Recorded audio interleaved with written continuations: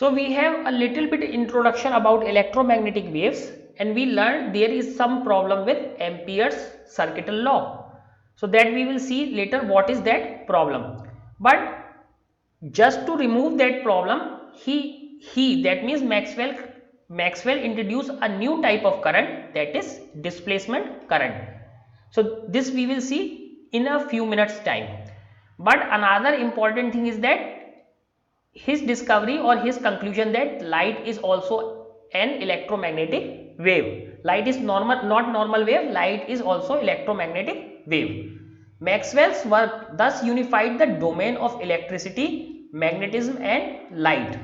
So his work was so important that the problems that were previously separated of electricity, magnetism and light now are unified. Hertz in 1885 experimentally demonstrated the existence of electromagnetic waves. Its technological use by Marconi and others led in due course to the revolution in communication that we are witnessing today. So why this is important, these electromagnetic waves? Because all our mobile phones, internet, television are working on the principle of these electromagnetic waves. That's why Maxwell was a very significant figure in science. So we must learn about him and his discoveries, because this is very significant discovery in the field of science that revolutionized the way we communicate. So we should understand these fundamental principles. So in this chapter we first discuss the need of displacement current. So we will start with the need of displacement current, which was Maxwell's initial discovery, and its consequences. Consequences means what are the results of this discovery. Then we present a descriptive account of electromagnetic waves.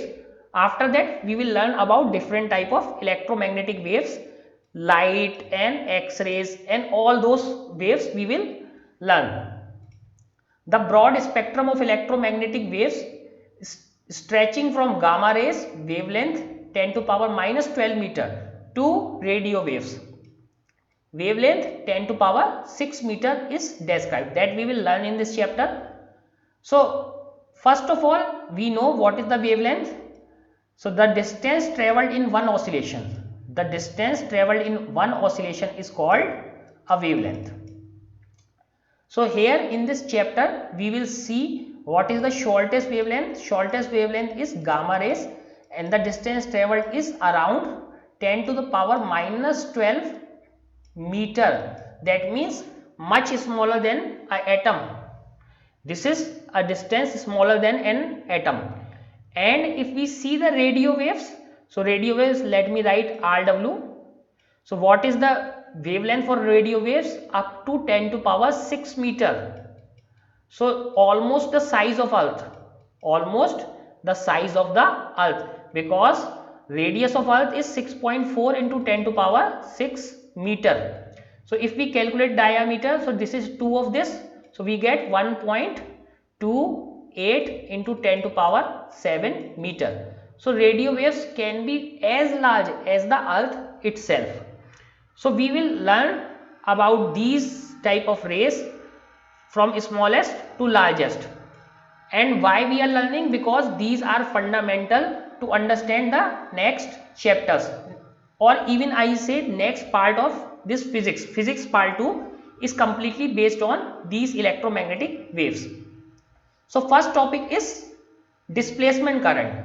So we have learned already there are two type of current. One is IC, conduction current, and another type of current is displacement current. So conduction current we have already learned about. This is because of the flow of the electron. When there is some kind of potential, there is a flow of electron, and this current is because of flow of electron is called conduction current. So we have seen in chapter 4 that an electrical current produces a magnetic field around it. So this we have seen, if there is an electric current, so it produces a magnetic field around it. So there is a magnetic field. Maxwell showed that for logical consistency, a changing electric field must also produce a magnetic field. So what does he say? That not only electric current but also a changing electric field. A changing electric field must produce a magnetic field. So there are three things. Current produces magnetic field.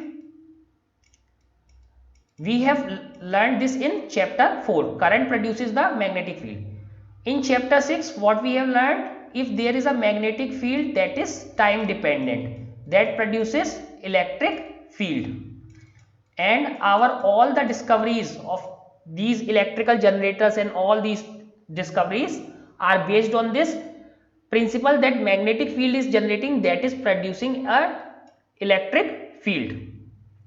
Now what he is saying, just to make this all these things consistent, if there is an electric field and that electric field is time varying, that electric field must produce a magnetic field. So that is his discovery that we are going to see how this was true. So third thing was unknown to us. First two things we have already understood in the earlier chapters. This effect is of great importance because it explains the existence of radio waves, gamma rays, visible light, as well as all other forms of electromagnetic waves. So next two chapters are based on visible light and other chapters are based on gamma rays and radio waves. That's why we are studying this chapter, because this effect is so important. That's why we are spending time on this topic. To see a changing electric field gives rise to a magnetic field, let us consider the process of charging of a capacitor and applies Ampere's circuital law. So now we are about to learn about this displacement current. To learn about displacement current, what we are going to do, we are taking a simple example. So what is that simple example? A changing electrical field gives rise to magnetic field. This we are going to see where we are seeing the process of charging of a capacitor. So we have already seen how does a capacitor charge, and in this charging capacitor we are going to apply Ampere's circuital law. So we are going to apply Ampere's circuital law to a charging capacitor. So what was Ampere's circuital law? Ampere's circuital law was B dot dl for a closed loop is equal to mu naught I. Here I is with T, that means current itself is time varying. Current is not normal current, current is time varying current. So it could be sinusoidal current or AC current. So current is now time varying. So B dot dl, integral of this B dot dl is equal to mu naught I, and I is time dependent. To find the magnetic field at a point outside the capacitor, figure 8.1 shows a parallel plate capacitor C is a part of circuit which a time dependent current I flows. So let us first see the figures. What does this figure says? So here are our three figures. So first let us understand what are these three figures. So in first figure, so this is our parallel plate capacitor. Again, it is not necessary that this parallel plate capacitor must have plates in shape of rectangle. These parallel plates can be this circular plates as well, because when seen from side, circle is also a line. So if two circular plates are there and they are parallel, so if you see those circular plates from the side, you will see a parallel plate capacitor. So parallel plate capacitor plates can be circular as well as rectangular. So these can be rectangular as well as circular. If we see circle from a side, what we see? A line. So this is a parallel plate capacitor. And what is with this parallel plate capacitor? We have attached this to a power source. And as we attach this to a power source, there is a current flowing into it. So this current is not normal current, but this current is time varying current. So there is a current. But as you know, inside the capacitor there is vacuum. We have assumed there is vacuum. Inside the capacitor there is a vacuum. and since current flows from positive to negative, this side of capacitor is positively charged and this side of capacitor is negatively charged. So this is negative, this is positive. Now what we need? We need to find the magnetic field at this point P. There is a point P outside the capacitor and we need to find the magnetic field at this point. So what we do? So we are going to apply Ampere's circuital law. So we are going to apply Ampere's circuital law. So according to Ampere's circuital law, what we do? We make a loop. We make this type of a loop that out of which this current is going. So since this current is crossing this loop, so now we can apply Ampere's circuital law, and this point is always at the boundary of that circuital loop.